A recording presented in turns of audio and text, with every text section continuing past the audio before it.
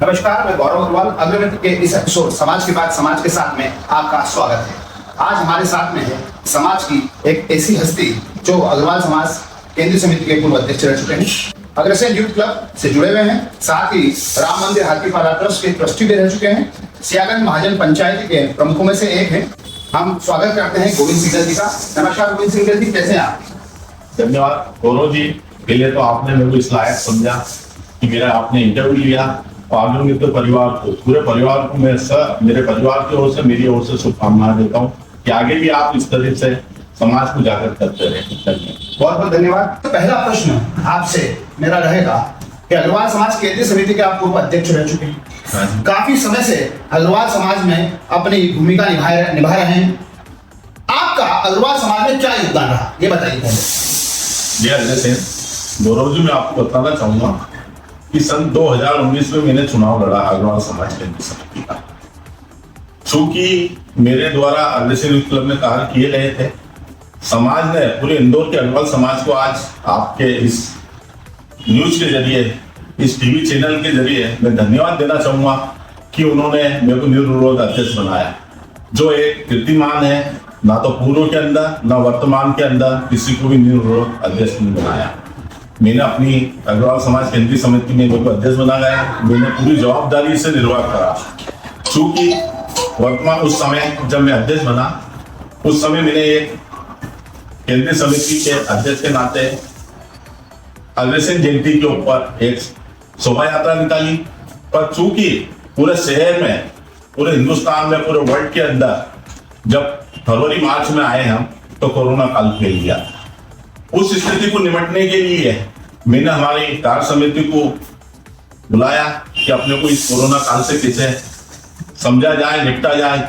पर मैं आज सभी हमारी कार्य समिति को धन्यवाद देना चाहूंगा। मेरे से कंधे से कंधा लगा के उनने 1 साल तक अग्रसेन भवन में वैक्सीन लगाई, रेबिड सिविल के इंजेक्शन दिए, मेडिसिन दी, और हमने 1900 परिवारों को निःशुल्क भोजन मैंने नहीं दिया, संस्था ने, समाज ने दिया। 1900 परिवार को मेरे कार्यकाल के अंदर हमने 15-15 रोज का भोजन दिया, जो कि हमने चूंकि 4 बार दिया। और समाज के प्रत्येक बंधु का, जिसका मेरे पास में, मैं अपना आप बहुत बड़ा नहीं मानता हूँ, मेरे पास में 200-250 कॉल रहते थे। मैं सुबह 5 बजे उठ जाता था, रात को 2 बजे सोता था। मेरे परिवार को चिंता थी कि ये कोरोना काल में ये कार्य कर रही है, कल से कभी इनको 19-20 हो जाए। पर मैंने अपने अध्यक्ष पद का, महत्वपूर्ण अध्यक्ष पद का, उस समय के समय को मैंने अपनी जवाबदारी से निर्वाह करा। और एक और कार्य, मेरे पास में जितनी माताओं बहनों का फोन आया, समाज के बंधुओं को आया, मेरा जो फंड था मेरे पास में 5000 से लेके मैंने 50,000 रुपए तक का चेक दिए। मैंने यहाँ तक की था कि हमारी जो संवाहन चलता था पूरा निःशुल्क कर दिया। मेरे पास में नगर निगम से फोन आया कि आपका निःशुल्क हमको संवाहन चाहिए, तो मैंने 24 घंटे तक चलाया। तनख्वाह दी ड्राइवर को डबल, और उसको जो भी सुरक्षा के साधन थे मैंने उसको दिए। आपको एक और बात बतलाऊंगा गौरव जी, बुजुर्ग उनको खाने को नहीं था, और बहुत से परिवार को, वहां पर किसी परिवार में मृत्यु हो जाती थी तो उसको शव अंत्येष्टि करने के पैसे नहीं थे। मेरी संस्था द्वारा उस समय जो भी संभव हुआ, बुजुर्गों को भोजन की व्यवस्था करवाई गई, अंत्येष्टि के लिए पैसा देना चाहा। मैं इतना ही लेके इस बात को आपका। अब दूसरा हमारा प्रश्न रहेगा कि आप बहुत समय से अग्रवाल समाज में एक्टिव हैं, आपने क्या क्या, आपके अचीवमेंट्स है, क्या क्या हासिल किया अग्रवाल समाज के लिए, क्या क्या मतलब ठोस कार्य किए, इस बारे में बताइए। जय अग्रसेन, मैं तो एक छोटा सा कार्य करता था। वर्ष 2094 के अंदर मैं अग्रसेन यूथ क्लब का, मैं आज इस समय पर हमारे जो 2 व्यक्ति को याद करना चाहूंगा। एक तो वर्तमान में है हमारे श्री देवेंद्र बंसल, दूसरा हमारा प्रकाश काका, जिन्होंने मेरे को समाज के अंदर लाए। और यूथ क्लब का 94 के अंदर मेरे को कारखानी लड़ाई, 95 के अंदर मेरे को उपाध्यक्ष बनाया, और 96 के अंदर मेरे को अध्यक्ष बनाया। उन्होंने मेरे के अंदर कहीं ना कहीं योग्यता देखी। 1996 के अंदर अग्रसेन चौराहे के ऊपर हमने अग्रसेन महाराज की मूर्ति के लिए भूमि पूजन करा, और उसका 1996 उसके बाद में 2 वर्ष बाद में उसका भूमि उद्घाटन हुआ। तो मेरे द्वारा 94 के अंदर एक भूमि पूजन का कार्य किया गया। दूसरा, मेरा अभी पिछले वर्ष जब मैं केंद्रीय समिति का अध्यक्ष था, समाज के बंधुओं द्वारा मेरे को 80,000 फीट की जमीन का देने का उन्होंने वादा करा। मैं उसके लिए लगातार 2 वर्ष हमारे वरिष्ठों और उनके बीच के अंदर संपर्क बनाए रखा। मैं आज उनका भी धन्यवाद देना चाहूंगा कि उन्होंने हमको 80,000 फीट नाम मात्र के रुपए के अंदर हमको जमीन दी। और अभी शीघ्र ही मैंने पिछले 3 महीने पहले अग्रसेन चौराहे पर अग्रसेन द्वार का कार्य चालू किया गया। वो करीबन 90 लाख रुपए का बनेगा गेट, और आज वो 80,000 फीट जमीन हमारे समाज के बंधुओं ने ले ली है और उसके ऊपर एक हॉस्टल बनकर तैयार हो गया। शीघ्र 2-3 महीने में उसका शुभ आरंभ होगा भैया। वर्तमान में आपकी पैनल चुनावी मैदान में, चुनावी घमासान अपने उच्च स्तर पे, सभी तरफ के, दोनों ही तरफ के योद्धा अपने अपने दावपेच खेल रहे हैं। रोज शतरंज में नई नई चालें चली जा रही है। कैसे देखते हैं, क्या अग्रवाल समाज की चुनावी राजनीति में जो गिरावट आई है, इसको कैसे देखते हैं? हमारे दिनेश सिंह बंसल के नेतृत्व में हमने एक जिला अग्रसेन पैनल बनाई है और 21 लोगों को हमने शहर के विभिन्न एरिया से और विभिन्न समाज जो संस्थाएं चलती है उसके वरिष्ठ लोगों को लेके एक पैनल बनाई है। 21 लोगों को 11 अगस्त को चुनाव होने वाले हैं। मेरा जो निवेदन है कि हर बार क्या होता है, जब पैनल लड़ती है और चुनाव होते हैं, तो यदि किसी सामने वाले व्यक्ति के पास में जब चुनाव वो हारने लगता है तो उसके पास बस एक ही आ जाता है रिकॉर्ड की भैया इनने पैसे का गड़बड़ा, पैसे का हिसाब किताब नहीं दिया, पैसे की बात होती है। बाकी उसने जो कार्य किया उसको गिनता नहीं है, सिर्फ एक ही आरोप लगाते हैं कि हिसाब नहीं दिया। जबकि मेरे द्वारा मेरे कार्यकाल के अंदर मेरे कोषाध्यक्ष द्वारा हिसाब दिया गया और हमने 15 रोज तक मेरे कोषाध्यक्ष ने हमने व्हाट्सएप पर डाला और प्रवक्ता द्वारा सूचना दी कि जिसको भी हिसाब चेक करना है वो हिसाब चेक करे मेरा, और हमारा कोषाध्यक्ष महोदय ने उस हिसाब को चेक कराया। और आज मदन जी और हमने ठोस काम करना, मेरे जब अध्यक्ष बना तो ठोस काम करने का मेरे को निर्णय किया था। मेरा हमारे जो समाज के वरिष्ठ है मदन जी गरोड़ वाले, उनने मेरे से क्वेश्चन भी करा था कि गोविंद जी आप आज अध्यक्ष बन गए हो तो क्या काम करेंगे। मैंने कहा भोजन भंडारे सब चीज होगी, और उसके साथ के अंदर ठोस काम हुआ। ठोस काम के अंदर मैंने हॉस्टल की जो जमीन थी 80,000 फुट समाज के लिए उपलब्ध कराई। आज अग्रसेन द्वार बना लिया और मेरे से जितना बना मेरे परिवार द्वारा मैंने सेवा दी। ये जो ठोस काम आप बोल रहे हैं, जो हॉस्टल बना रहे हैं, ये क्या केंद्रीय समिति द्वारा बनाया जा रहा है या कोई दूसरा ट्रस्ट है इसमें? और यदि दूसरा ट्रस्ट है तो ऐसा क्यों है?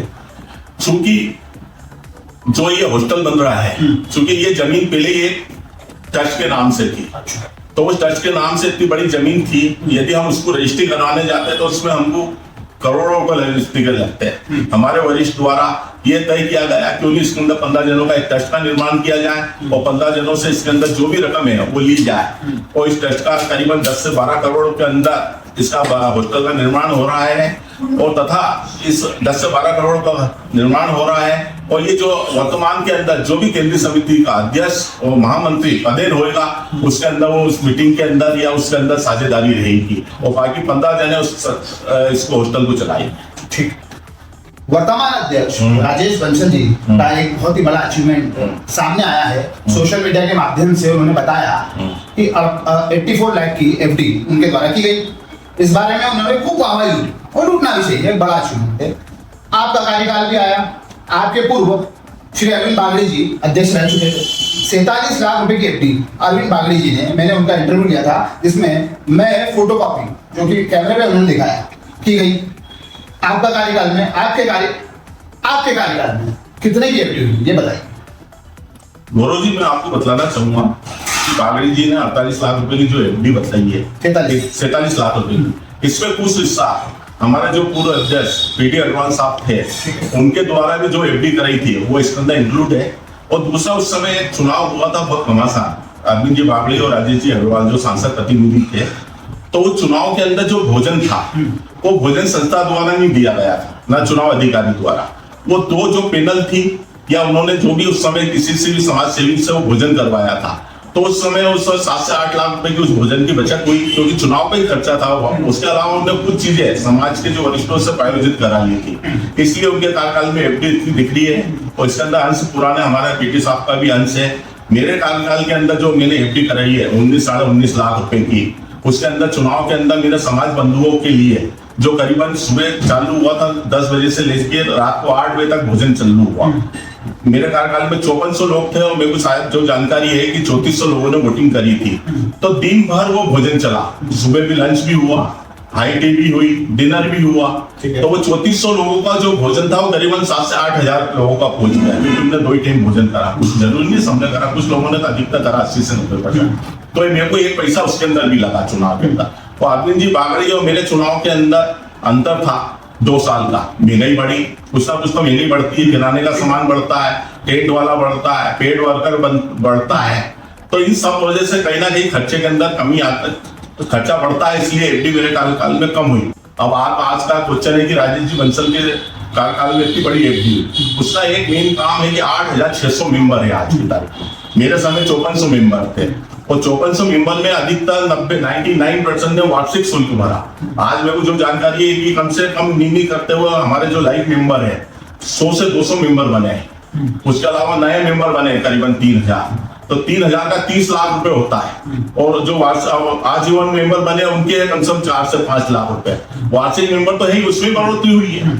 आज उन्हें 74 लाख की करेगी, 1.25 करोड़ की करेगी कि 1.5 करोड़ की। आने वाला 11 अगस्त को चुनाव होगा। अभी उनने सब पैसे की जो भी हो सकता है, मेरे को जो जानकारी है कि पूरे पैसे की उन्हें एफडी करेगी, कुछ पैसा उन्हें बचा के रखा। आज चुनाव होने वाला है, 8000 आदमी का भोजन देते नहीं देते, चुनाव का खर्चा होता है, तो उनको भी एफडी को कहीं ना कहीं रिवर्स करना पड़ेगा। क्योंकि आज एफडी हो गई है तो रिवर्स करना पड़ेगा। पैसे कहां से लाएंगे? मानो आज 10 लाख रुपए मानो चुनाव अधिकारी के पास में आ गई और खर्चा 25 लाख का होता है, तो 15 लाख रुपए की एफडी को तोड़ना ही पड़ेगा। ये मैं आपसे पूछना चाहता हूँ, 25 लाख में की आपने एफडी की, आप ये बोल रहे हैं कि पूर्व अध्यक्ष अरविंद बागड़े जी ने कैसे भी स्पॉन्सर करवा लिया था, दोनों ही पैनल से, तो आपने ऐसा नहीं करवाया? आप भी करवा लेते, समाज का भी समझता, क्या समस्या थी?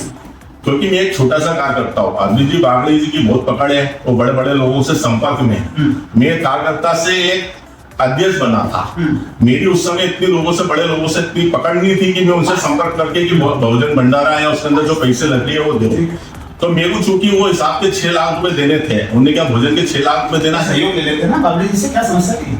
मैंने उस चीज को, क्योंकि मेरे को कार्यभार आगे सौंपना था, मेरे को कार्यभार सौंपने की वजह से मेरे को हिसाब किताब वरिष्ठों ने क्या 15 रोज देना है। मैंने 1-2 रोज से संपर्क भी करा, परंतु मेरे को सफलता नहीं मिली नहीं, क्योंकि मैं एक तो छोटा सा कार्यकर्ता था इसलिए अध्यक्ष बना। नहीं तो मैं कभी भी अरविंद जी बागड़े जी है, कुलभूषण मित्तल है, किशोर जी है, संजय जी बाकड़ा है, मैं इनसे पहले का मेंबर हूँ। और गुरु आज मैं आपको ये बताना चाहूंगा, इस केंद्रीय समिति का जब जन्म हुआ था तो इसकी मेंबरशिप नंबर मेरी 1 थी।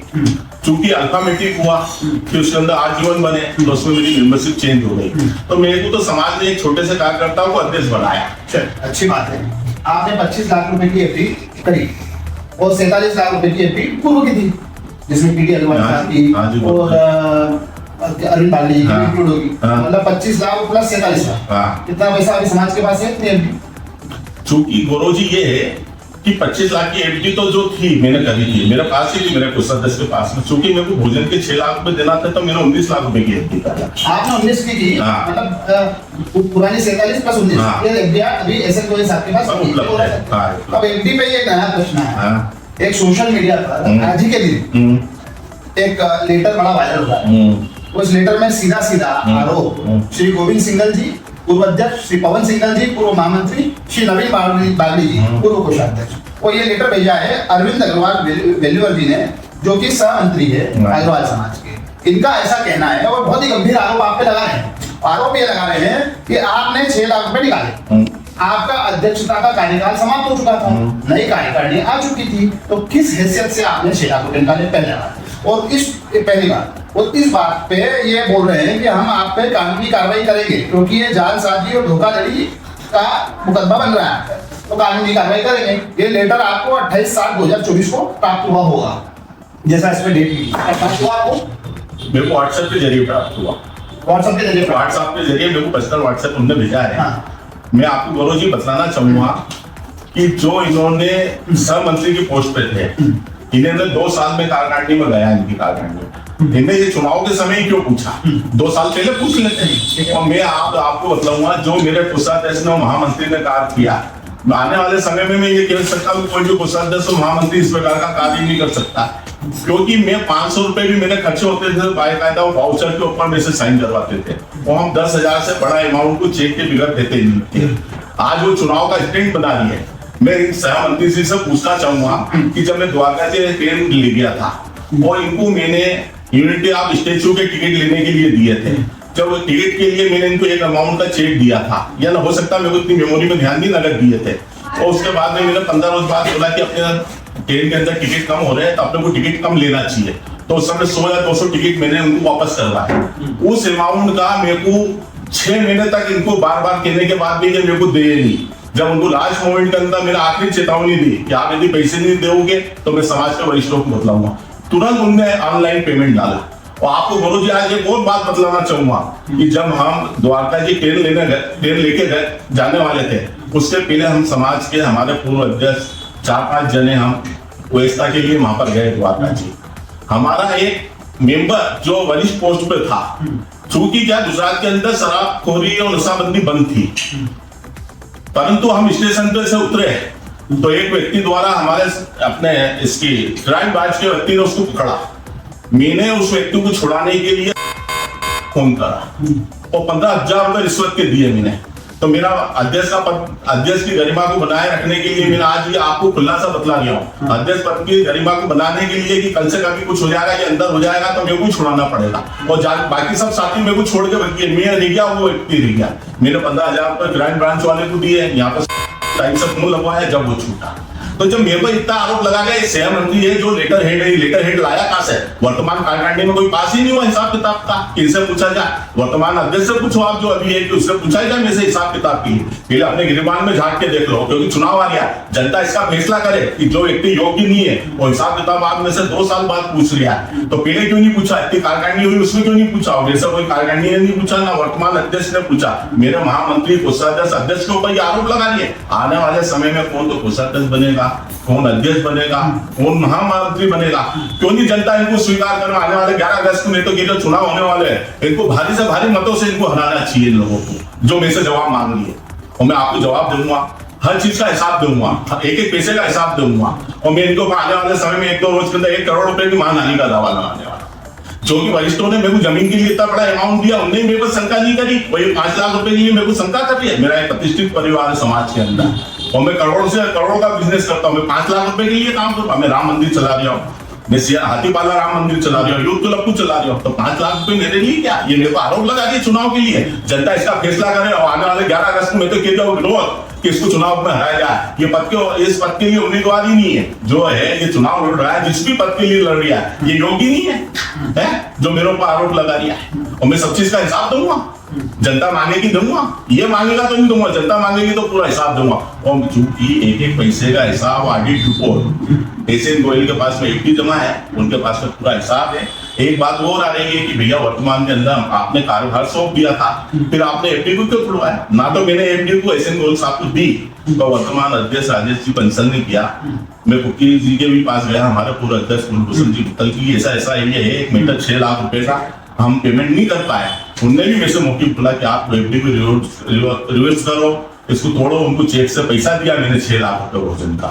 उसके बाद में जो बचा अमाउंट हमने उसको एफडी करवाई। क्या इसकी जानकारी जब मैंने राजेश जी बंसल को किया तो बोले उन्होंने कि आप जो भी पुराना हिसाब है आप चुकता करके जाइए, और जो बच्चे हुई का एफडी करिए, और जो आपने कार्यभार सौंप दिया ठीक है, पर पुराना हिसाब चुक। एक और बात आ रही है कि बैंक अकाउंट की, जो कि मैंने ऑनलाइन के लिए हमारे कोषाध्यक्ष महोदय से किया था कि आईसीआई का बैंक अकाउंट खोला जाए और जो भी मेंबरशिप आती है उसको डायरेक्ट जमा की जाए। हम उस समय हमारे वरिष्ठ से उसका उद्घाटन करवाने थे, उसका शुभारंभ करवाने जा रही थे, सब कुछ उनको समय नहीं मिल पाया हमारे वरिष्ठों को, तो हम आईसीआई का खाते को हम शुरुआत करी नहीं। और जो ये अभियान बतला रही है पंजाब नेशनल बैंक का, उसके अंदर जिस रोज से वो खाता है आज तक उसमें 1 रुपए का लेन देन नहीं हुआ, ना कोई पैसे निकाले ना जमा करवाए। यथा स्थिति है, जो जाए बैलेंस शीट निकाल ले, उसकी वहां का उसका स्टेटस निकाल ले, जो भी है वो देख लेगी मैंने कौन सा करा उसके अंदर 1 रुपए का लेन देन। मैं तैयार हूँ, और ना मेरे से इस बात की जानकारी दी कि आप अकाउंट ट्रांसफर करना है, ना मेरे को लिखित में कोई लेटर आया कि आपको अकाउंट। मेरे को तो आज इस पत्र से माध्यम पड़ रहा है कि अकाउंट ट्रांसफर नहीं हुआ। क्या आईसीआई का जब उन्होंने अकाउंट ट्रांसफर कर लिया तो ये अकाउंट को क्यों नहीं करा? आईसीआई का भी अकाउंट ट्रांसफर किया, ना तो मेरी साइन है उसके ऊपर। हो सकता है कि महामंत्री से और दूसरे व्यक्ति से साइन करवा के, जो कोषाध्यक्ष था वो अभी संयोजक है, उनसे साइन करवा के अकाउंट ट्रांसफर कर लिया आईसीआई का। और पंजाब ने जब उनने वो अकाउंट ट्रांसफर करना तो ये क्यों नहीं करा उनने? उसके लिए भी मेरी साइन नहीं है उस पत्र के ऊपर, ये भी कर लेते हैं। आज तक कोई ट्रांजेक्शन ही नहीं हुआ उसमें 2 साल का है। 2 साल बाद कोई ट्रांजेक्शन नहीं हुआ, पहले भी नहीं हुआ, 2 साल के पहले 2 साल से नहीं हुआ अभी तक। मुद्दा एक छोटा सा है, ठीक है, मुद्दा एक छोटा सा है, क्योंकि लेटर ये पब्लिक डोमेन में आ चुका है, व्हाट्सएप पे आ चुका है, सोशल मीडिया पे चल रहा है, लोग तरह तरह की बातें कर रहे हैं, सवाल उठा रहे हैं, और आप पे सीधा सीधा इल्जाम लगाया जाएगा 6 लाख रुपए का एक प्रकार से गबन किया, ऐसा इल्जाम थोपा जाएगा, घोषित किया जाएगा। मेरे को आप बताइए कि पूर्व अध्यक्ष, आप पूर्व अध्यक्ष हो चुके थे, नया अध्यक्ष राजेश बंसल जी आ चुके थे, कार्यकारिणी उनकी बन चुकी थी, फिर आप राजेश बंसल जी को वो पैसा निकालना चाहिए था, आपकी साइन के माध्यम से आपने पैसा निकाला, ऐसा क्यों किया? ये थोड़ा समझ में नहीं आ रही, ये ट्रिकी बात है थोड़ी। ठीक है, आपने हिसाब दे दिया, मान लिया आपने हिसाब दिया, हिसाब तो बात की बात है, पहले आपने किस हैसियत से पैसा निकाला, ये भी एक मुद्दा उठ रहा है, ये भी एक जो है सवाल आपको उठ रहा है। गौरव जी, इसके अंदर मैं ये कहना चाहूंगा, मैंने कार्यभार सौंपा था उस रोज। ऑडिटेड बैलेंस शीट, एफडी, कार्यभार सौंपना अलग चीज होता है कि आज से आपको अध्यक्ष का कार्य सौंपता हूं। हमारे ऑडिटेड बैलेंस शीट, हिसाब हमारे सीए साहब, एस एन गोयल साहब बना रहे थे। ठीक है। क्योंकि चूंकि वो उस समय हमारे पास में एफडी थी, तो हमने अध्यक्ष महोदय जो वर्तमान के अंदर अध्यक्ष महोदय आगे थे और बन गए थे, उनसे मैंने मौखिक पूछा कि मेरे साहब ये हिसाब के पैसे बाकी क्या करना। तो बोले गोविंद जी, आपका जो भी हिसाब है आप चुकता करके जाइए। और हमने 6 लाख रुपए भी चेक से पैसे दिए। केटरिंग का नाम है, मोबाइल नंबर है, जिसको भी देखना आज मोबाइल नंबर लगा लेंगे, पैसे मिले कि नहीं मिले, और चेक से पैसा का लेन देन हुआ है और केटर के नाम से चेक है। तब जब मैंने 25 लाख की एफडी कराई, मैं समाज के जो चुनाव अधिकारी है, कोई पेड वर्कर नहीं है, जो 18 लोगों के उस हिसाब के ऊपर साइन है, उनने क्या, जब ये भोजन के पैसे उन्हीं के द्वारा खर्चा कर रहे थे, बोले मुझे 6 लाख रुपए अपने को और देना है। तो मेरा स्वाभाविक है, एफडी मेरे पास थी, मैंने एफडी को हमारा कोषाध्यक्ष महोदय से बोला कि उसको तोड़े और 6 लाख रुपए उसको उनको दे। और मैं ये नहीं चाहता था केंद्रीय समिति कहीं से कहीं बदनाम हो, क्योंकि नया अध्यक्ष आता उसके पास भी पैसा नहीं देता। मेरे पास तो पैसा था, एफडी थी, नया अध्यक्ष के पास भी जिस वक्त भाग लिया तो उसके पास पैसा थोड़ी था, उसके पास पैसा 1 महीने बाद आया। अब 1 महीने बाद आया, डिफरेंस था ये करीबन बस 15 से 20 रोज का डिफरेंस था। अध्यक्ष के बाद आपने पैसे निकाले 15 से 20 रोज का। ये जो प्रोसेस, ये जो समय था, इसमें आपने ट्रांसफर सारे तो डॉक्यूमेंट, मैंने जो 19 लाख रुपए की एफडी मेंशन करी हुई है ऑडिट रिपोर्ट के अंदर, पूरा हिसाब दिया है। 19 लाख की एफडी जो है, इसमें ये आपके पुनर्निकाल की है। गुरु जी, एक और बात बोलना चाहूंगा, कोरोना काल चल रहा था, मेरा काल 2 साल का था। चूंकि उस समय चुनाव होना नहीं थे, मेरा काल को हमारे वरिष्ठों द्वारा 1 साल को बढ़ाया गया। आपको एक और जानकारी दूंगा कि हमारा एक चेतक सेंटर के अंदर एक ऑफिस है, जो कि हमारे पूर्व अध्यक्ष पीडी अग्रवाल साहब ने हमने लिया था। ठीक है। परंतु हमको क्या उस समय पैसा था नहीं हमारे पास में, तो उस समय हम क्या उसकी रजिस्ट्री नहीं कर पा पाए। हमको वो डोनेशन में मिला, उन्होंने कोई 4-4.5 लाख रुपए हमसे लिए, तो वो हाफिज चल रहा था, उसका हमने किराए से दे रखा था। तो मेरे कोरोना काल में पहले पैसे की बैंक बंद थी, सब रेस्ता बंद थी, तो पैसा आता कहां से? ठीक है। तो जब थोड़ा सा चहल पहल हुई, तो नगर निगम द्वारा कोई पिछले 10-15 सालों से उसका संपत्ति कर बकाया था, वो लगभग 5-5.5 लाख रुपए था।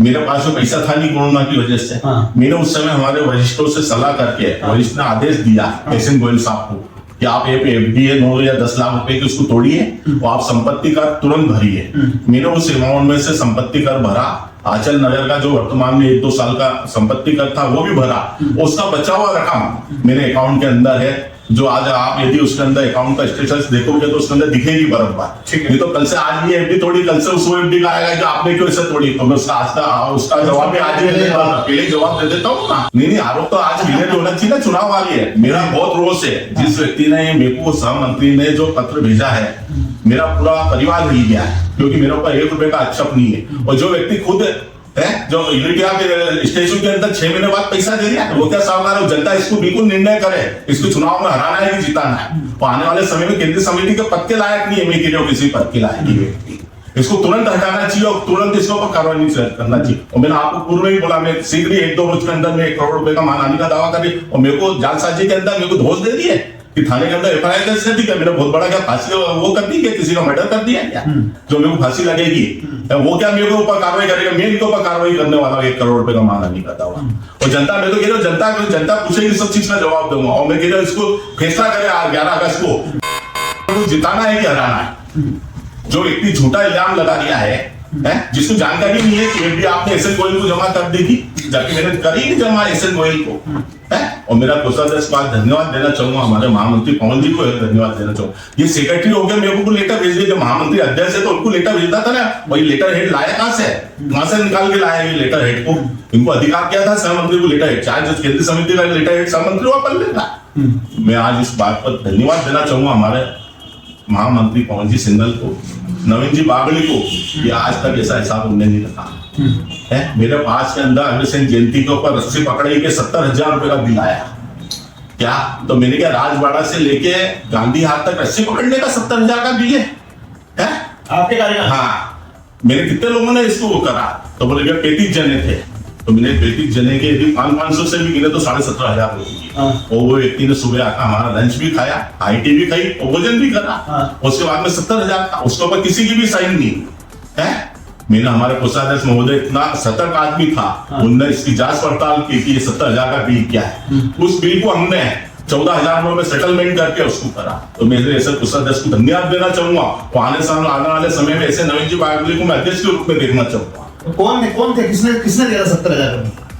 एक दूसरे का हवाले आता गया क्या? जो समय के अंदर वर्तमान के अंदर जब शोभा यात्रा निकली और जो शोभा यात्रा को संचालन कर रहा था उनके द्वारा आया। मैंने कहा इस लेटर पर साइन तो किसी की भी नहीं है।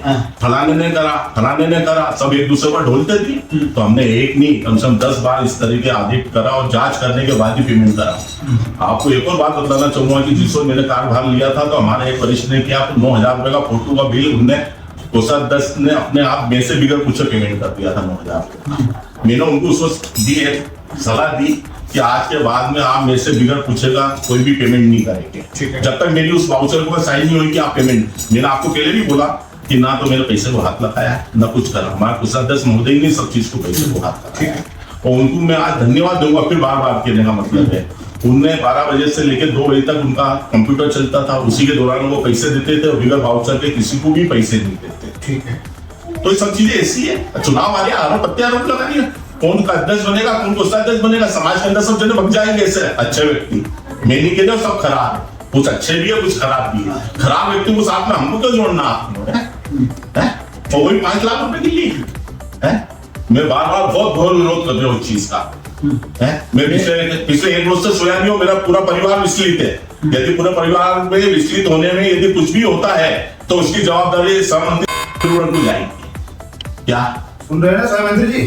क्या मेरी पत्नी का पिछले साल वाल का वो हुआ है, वो बोले ऐसा कैसा समाज जो तुमको आरोप लग रहा है? यदि उसको कुछ हुआ तो उसके जवाबदार सहमंत्री रहे। ठीक, 2 चीजें समझ में आ रही है। एक तो गोविंद सिंघल जी इस बात से तो नाराज है कि इस प्रकार का लेटर उनको आया, लेकिन इस बात से ज्यादा नाराज दिख रहे हैं कि मात्र 6 लाख रुपए का लेटर आया जी। इस बात से ज्यादा नाराज दिख रहे हैं।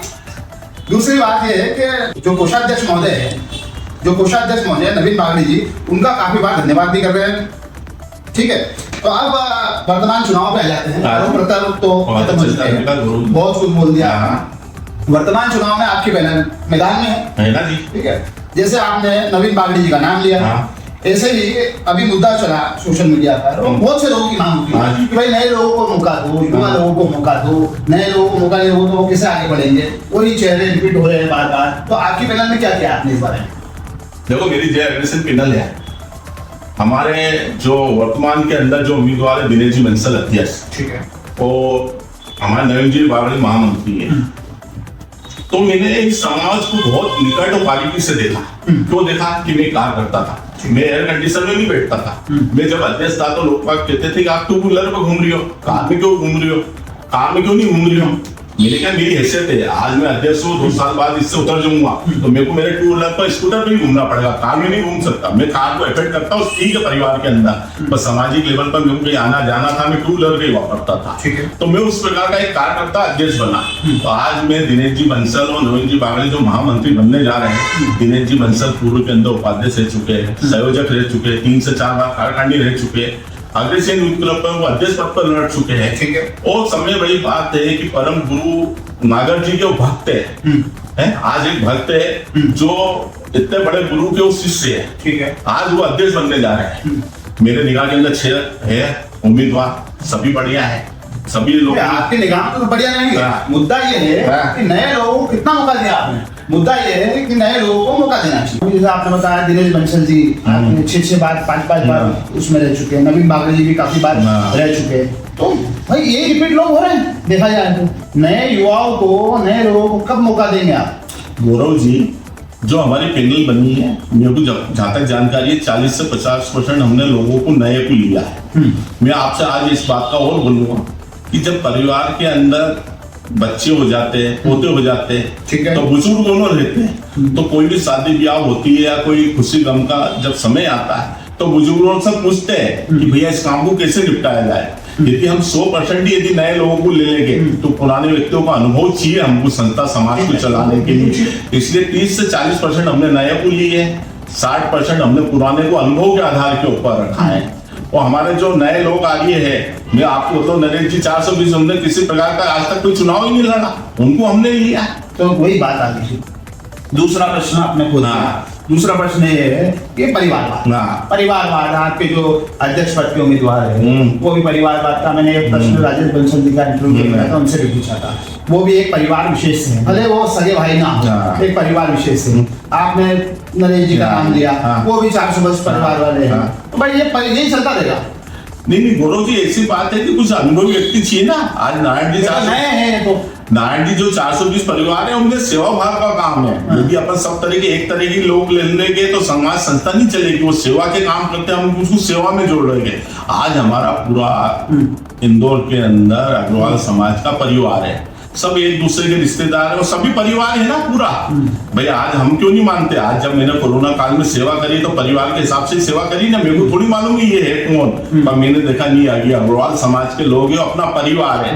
दिनेश जी बंसल भी आज परिवार है, समाज का है, कोई बाहर के व्यक्ति थोड़ी है। और उनको मिलनी चाहिए, योग्यता मिलनी चाहिए, चुनाव लड़ने देना चाहिए। उनके कार्य करेंगे, वो 2 साल कार्य करके दिखाएंगे है।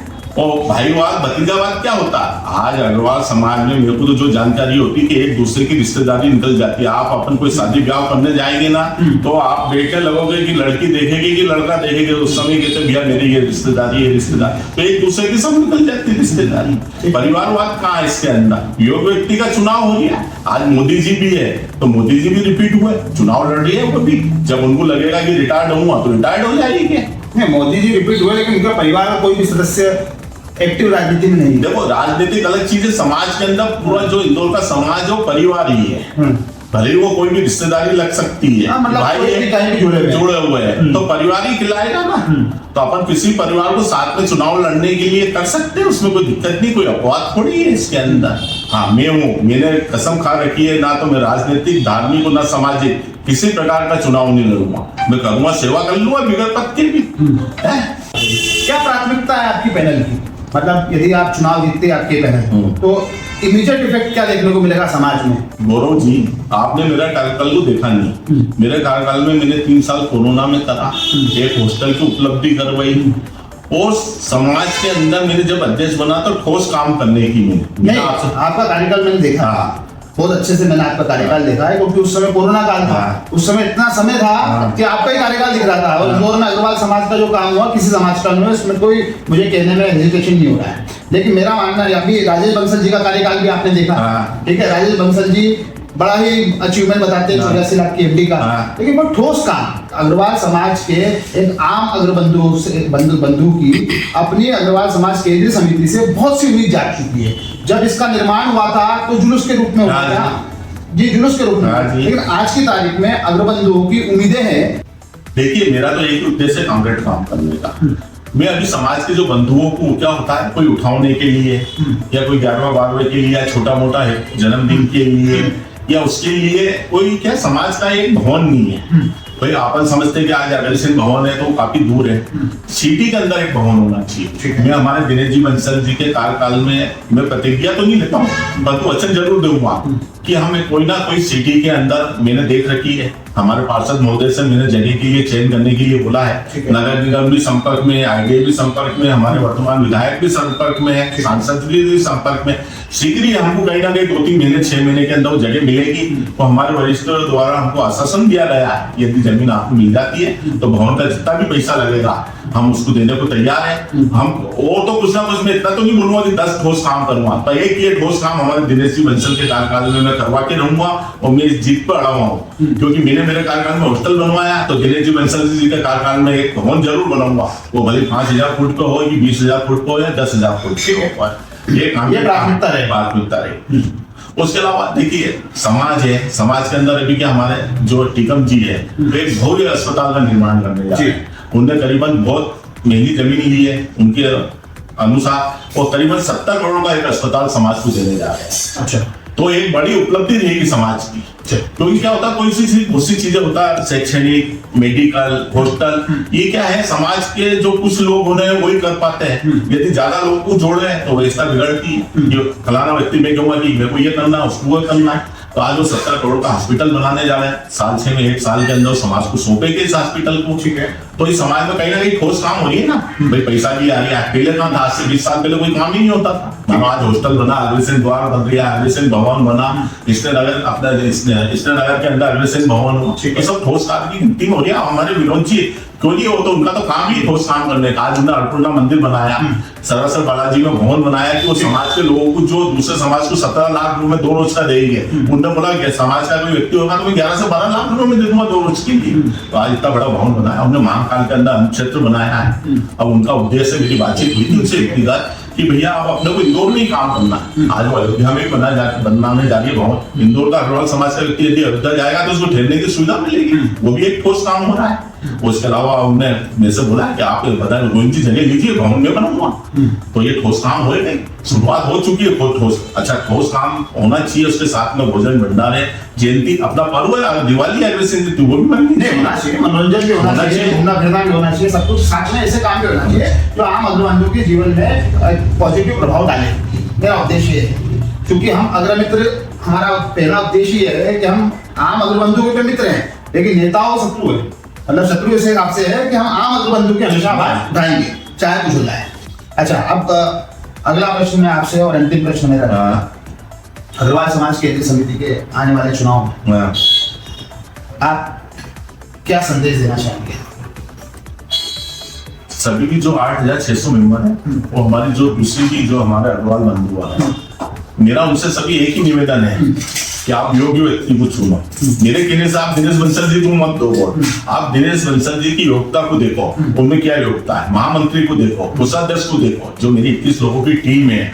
मैं ये तो नहीं बोलूंगा, मैंने चयन करके बहुत 3 महीने से विचार करने के बाद में 21 व्यक्तियों की टीम बनाई है। और सब एक, मैं कहूंगा नगीना नहीं, हीरे है वो लोग दोनों, सब काम करने के लिए है, तत्पर काम करने के लिए है। समाज के अंदर हम 2 साल बिल्कुल ठोस काम करेंगे। और आने वाले 11 अगस्त को मैं एक ही निवेदन करूंगा कि आप सबको देखें, उसके बाद में भी मतदान करें। आपको उचित लगता है कि अग्रसेन पैनल उचित है तो आप उसको वोट दो, बोलिए अग्रसेन पैनल उचित है तो आप दूसरे को दो। ठीक, प्रश्न है कि सलाहकार मंडल आपके कार्यकाल में बना, उसके बाद भी सलाहकार मंडल बना, इसके अलग अलग फीस रहती है। तो मदन करोड़ जी का सीधा आरोप है, मदन करोड़ जी का आरोप है कि आप सलाहकारों से तय पैसे लेने में आपने भेदभाव किया। गौरव जी, मैंने एक शोभा यात्रा निकाली, शुरू वाली शोभा यात्रा के अंदर मेरे को सलाहकार मंडल ने पैसा दिया।